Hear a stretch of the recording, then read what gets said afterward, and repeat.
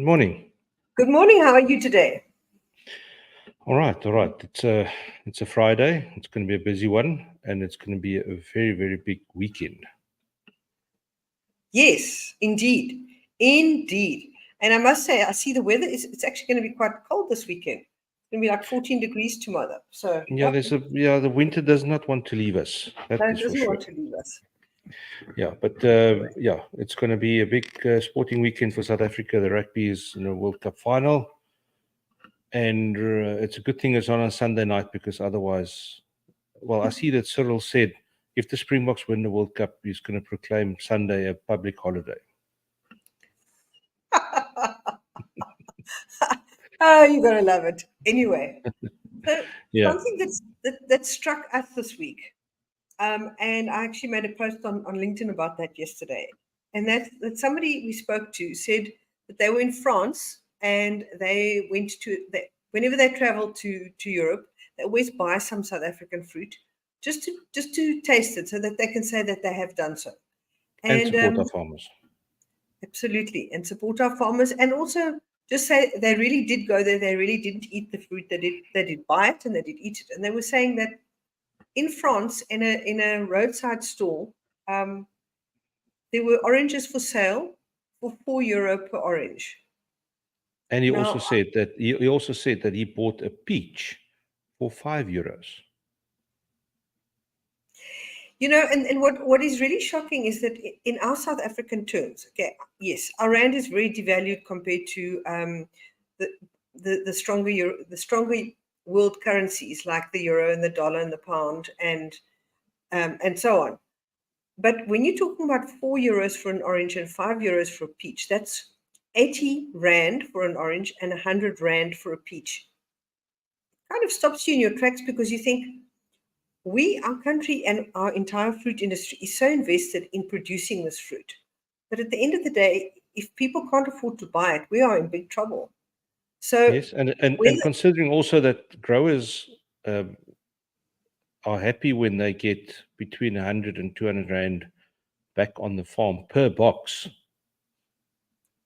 Yes, depending on what it is. But I know if it's, I know a lot of them celebrate it if they get close to 200 rand per box back on the farm after all the costs. So just think about that. If you've got a box of peaches, in there is, let's say, 15 or 20, depending on size. Yeah, so it's a scary concept. Look, everyone along the way takes their piece. How much they should be taking, how much that's a debate on its own. The logistics, the storage, everybody along the way, the retailer. But at the end of the day, if you're the consumer and you're standing there with your wallet, are you going to spend €4 or €5 buying a single fruit? Can you sustain that? It begs the question. We don't know, but where will this go? And the thing is with fruit, you can actually live without it. Yes, it would be interesting to hear from somebody on the ground that lives there, that not necessarily South African, is €4 an affordable price for a fruit? Is it because we now converting to rands, and yes, it's 80 rand or 100 rand, and that is expensive. But is €4 affordable on that side, or is it not affordable? Absolutely. We would love to hear from anybody who can give us some kind of insights of, is this price completely out of the normal range? Is this the norm? Are people buying fruit at this price? And where's this going? It's kind of scary. Anyway, moving on to what you had some interesting things that we brought up. We seem to have stumbled on a lot of stuff to do with Avocados today. Yes, and technically it's also towards Europe, aimed at Europe. So realistic export opportunities for South African avocados. Right, so it's quite a long article, but I'll just touch on it quickly. Agricultural economist, and unfortunately I can't pronounce that person's name. I'm not sure if it's a lady or a guy. It's a tongue twister. Of the Directorate International Trade Promotion at the Department of Agricultural, Land Reform and Rural Development, All right. Dalrad as we know them here, present the annual value chain analysis into avocados conducted in conjunction with the NAMC, the National Agricultural Marketing Council, and using a modeling tool developed by the Northwest University to realistic assess export opportunities. South Africa ranks among top 10 avocado exporters in the world, not among the top 10 avocados producers. However, since the industry is heavily export orientated. In 2021, the Netherlands, the UK, and Russia were the three biggest recipients of South African avocados, taking 62.5%, 18%, and 5% respectively. So 5% to Russia, 18% to the UK, and 62% to the Netherlands. The only African countries among the top 10 were Namibia and Botswana, while the United Arab Emirates, in 8th position, was the only other non-European country. The limited market diversification in avocado exports has become a significant obstacle in the avocado industry. She remarks, sorry, it was a lady that is named up above. Since the country was over-dependent on the EU and overlapping with Peru during the peak harvest. So again, Peru comes into play as a competitor to our fresh produce. The findings indicated that South Africa's largest realistic export potential is still found in Europe, in the European Union and the EFTA states, Iceland, Norway, Liechtenstein, Switzerland, as well as the UK, where South Africa enjoys preferential tariffs of 0%, which is a good Very thing. important. Very important. Very important. Yeah. Meanwhile, countries in Central and East Africa, which lie closer to the equator and can produce avocados all year round, have emerged as new competitors to South Africa in the traditional destinations, which makes sense. It's a shorter route and they don't have to pay so much for shipping. It's actually quite a big deal. The fact that these countries are suddenly producing so many avos and they really are right between us and our markets. So it's going to be a lot easier and cheaper for them to get to our markets. Yeah, so it's a real challenge.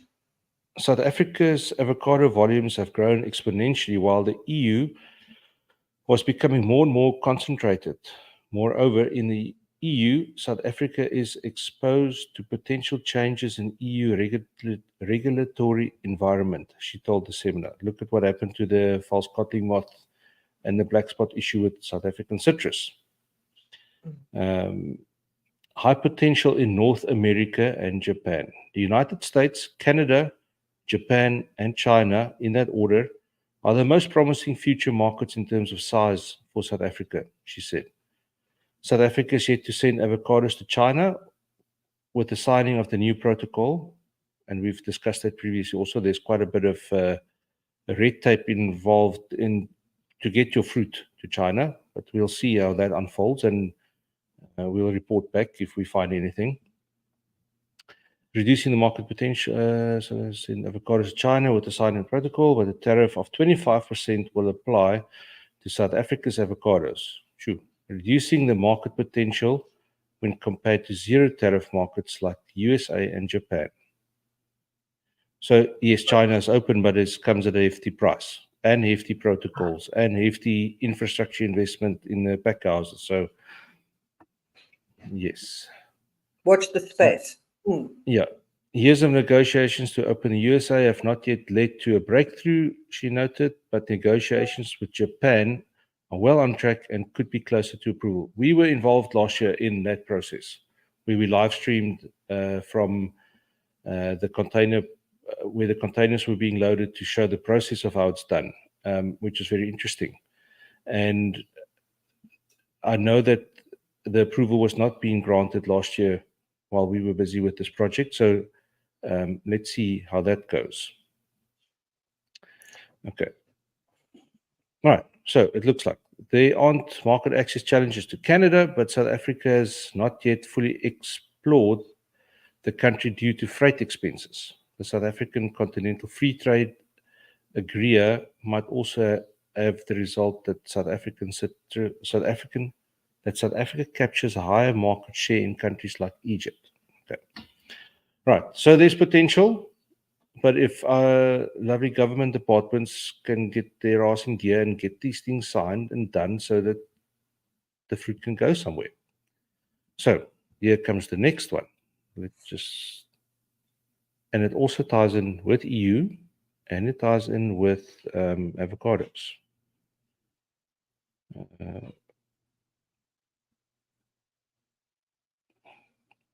Okay, look at this. Where's this one? 1,000 containers a week is a historic volume that Europe has never received before. The president of the Association of Producers and Exporters of Hass Avocado of Peru reported that as a consequence of the weather, okay, this thing is mostly targeted towards Peru, that their projections are down and quite a bit. So I'm not going to read this whole thing through. The forecast for United States were also wrong. Things with Europe were complicated. Now, this is where we come into play. Things with Europe were complicated, he said, despite the fact that exports to this market grew by 9% in volume, going from 305,000 tons to 334,000 tons. In 9 weeks of the campaign, the continent has received more than 1,000 containers each week, 700 to 800 containers of which came from Peru and the rest from South Africa, Israel, Kenya, and other regions. That is like 1,000 containers of avocados per week coming into the EU. 1,000 containers a week is a historic volume that Europe has never received before. The market consumed all the fruit. The 50,000 tons that were not sent to the United States went to Europe and Asia, but the increase in volume has obviously had an impact on the fruit's price, he said.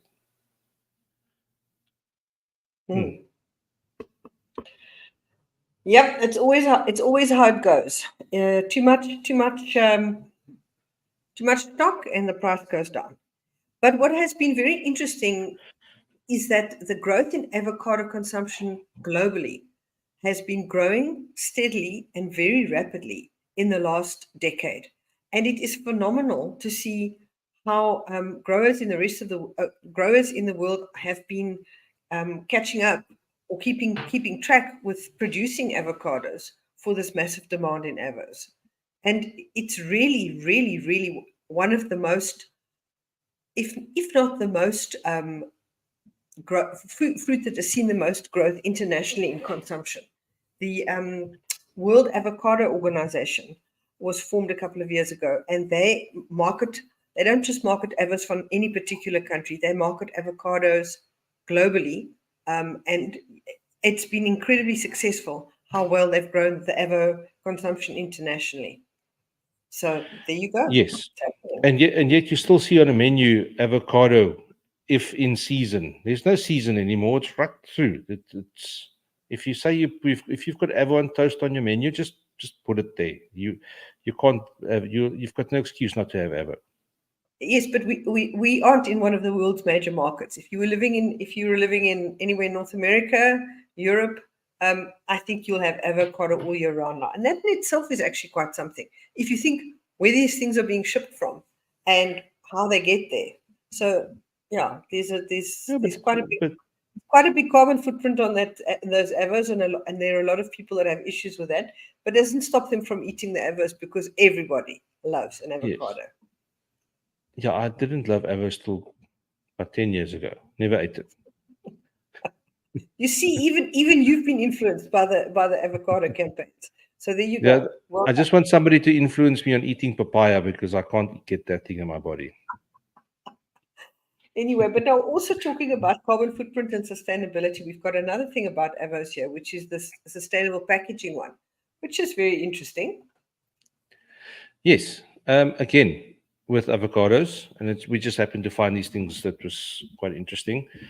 It's a new net thing that is made from the pack is a total game changer. It's an easy to adopt solution that checks all the boxes. Does it check the price box? We don't know. It doesn't say that. Where is it? Where is this thing that says what it's made from? The netting and the label are made with cellulose sourced from beechwood that can decompose in as little as 12 weeks.